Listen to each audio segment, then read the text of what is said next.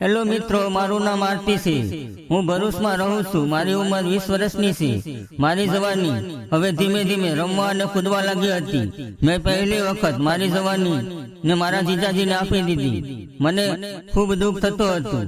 આ મારા જીજાજી મારા સગા જીજાજી ન હતા, તે મારી પડોશીની છોકરીના પતિ હતા। એટલા માટે હું પણ તેને જીજાજી કહેતી હતી। હું જોવામાં ખૂબ જ સુંદર હતી। તે મારાથી 3 થી 4 વર્ષ મોટા હતા। મારા પાડોશીની ફેમિલી ગામડામાં રહેતી હતી અને આ વર્ષે જ મારા જીજાજીએ કોલેજનું છેલ્લું વર્ષ પૂરું કરી લીધું હતું। એટલે જીજાજી વેકેશનનો આનંદ લેવા માટે અમારા ઘરે ભરૂચ આવ્યા હતા। જ્યારે પણ જીજાજી મારા ઘરે આવતા ત્યારે મારા પપ્પા અને મમ્મી ખૂબ જ ખુશ થતા। જીજાજી પણ જોવામાં ખૂબ જ સુંદર હતા અને તેની બોડી પણ ખૂબ જ ફિટ હતી। તેને પોતાની તંદુરસ્તીનો ખૂબ જ ધ્યાન રાખ્યું હતું। જ્યારે જીજાજી મારા ઘરે આવ્યા તો તે મને જોતા જ રહી ગયા। અમે બંને ખૂબ જ વાતો કરી। મારા મમ્મીએ સાંજે બિરયાની બનાવી અને જમ્યા। પછી જીજાજી મારા મમ્મી પપ્પાએ પોતાની સાથે સુવા માટે બોલાવી લીધા। જીજાજી સવારમાં ખૂબ જ મોડા જાગતા હતા, એટલે પિતાજી વચ્ચે કામ માટે નીકળી ગયા અને મમ્મી રસોડામાં રસોઈ બનાવવા લાગી। થોડી વાર પછી હું જીજાજીના રૂમમાં તૈયાર થઈને ચા આપવા માટે ગઈ, ત્યારે જીજાજી મને જોતા જ રહી ગયા અને તેણે મને કહ્યું, આજે તું ખૂબ જ સુંદર લાગે છે અને તું આટલું બધું તૈયાર થઈને કોના માટે આવી? મેં જીજાજીને કહ્યું, આખા ઘરમાં અત્યારે તમે એક જ છો। તો જીજાજી કહેવા લાગ્યા, મારી માટે આટલું તૈયાર થવાની શું જરૂર છે? હું ક્યાં તારો પતિ છું? મેં કહ્યું, જીજાજી તમે પાગલ જ છો અને પાગલ જ રહીશો। મેં તેના હાથમાં ચા આપી અને જતી રહી।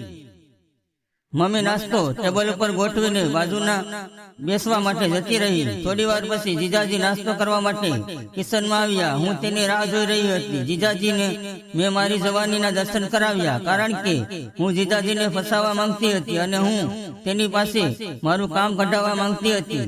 જીજાજીએ મારી જવાની જોઈ અને પછી તે મારી આંખોમાં જોવા લાગ્યા અને ત્યારે જીજાજીએ એક આંખ બંધ કરી દીધી અને જીજાજીએ કહ્યું, આરતી, આ રીતે ન માર, મને લાગી જશે।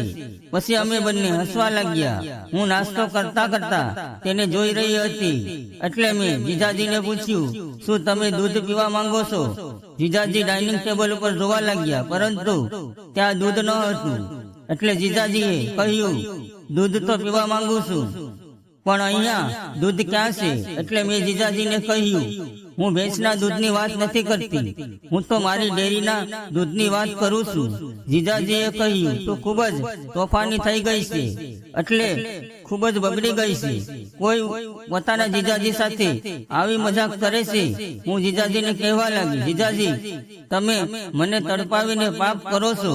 હું તમારી સાથે થોડો સમય એન્જોય કરવા માંગુ છું। પ્લીઝ એક વખત મને હા પાડો। પણ મારા જીજાજી મારી વાત ન માની અને તે તૈયાર ન થયા। જમ્યા પછી અમે બંને પોતપોતાના રૂમમાં જતા રહ્યા। થોડી વાર પછી મમ્મી ઘરે આવી ગઈ। અમે બહાર જમવા માટે ગયા। પાછા આવીને હું જીજાજી સાથે વાતો કરવા લાગી। વાતમાં મેં જીજાજીને પૂછી લીધું કે જીજાજી તમારે કોઈ સાથે સેટિંગ છે તો મને બતાવો। જીજાજીએ કહ્યું, આરતી, એવી કોઈ વાત નથી, તું મારી વાત નથી સમજતી।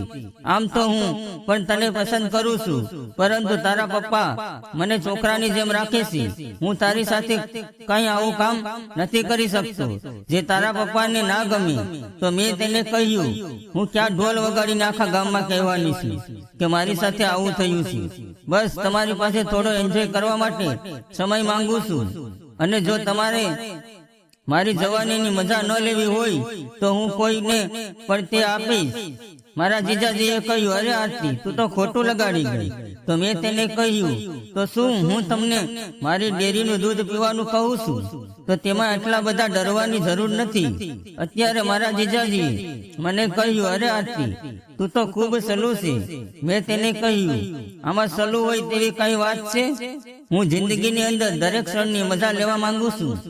પછી જીજાજીએ કીધું, મારી તારી ડેરીનું દૂધ પીવું છે। એટલે મેં તેને કહ્યું, તમે જેટલું પીવા માંગો તેટલું દૂધ હાજર છે। થોડી વાર પછી મને ખબર પડી કે મારા જીજાજી પણ દૂધ માટે કેટલા તડપતા હતા. તેને 10 થી 15 મિનિટ સુધી દૂધનો ગ્લાસ ના મૂક્યો અને પછી તેણે કહ્યું, બકરીની સવારી કરીશ. મેં તેને કહ્યું, હું તમને સવારી કરવા આપીશ, પણ એક શરત છે. હું જ્યારે પણ કહું છું ત્યારે તમારે આવવું પડશે અને મારી વાત માનવી પડશે. અને પછી જે થયું તે સાંભળવા માટે વિડીયોને લાઈક અને ચેનલને સબસ્ક્રાઇબ કરવાનું ના ભૂલશો.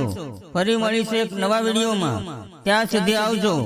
મિત્રો, વિડીયો પૂરેપૂરો જોવા બદલ તમારો ખૂબ ખૂબ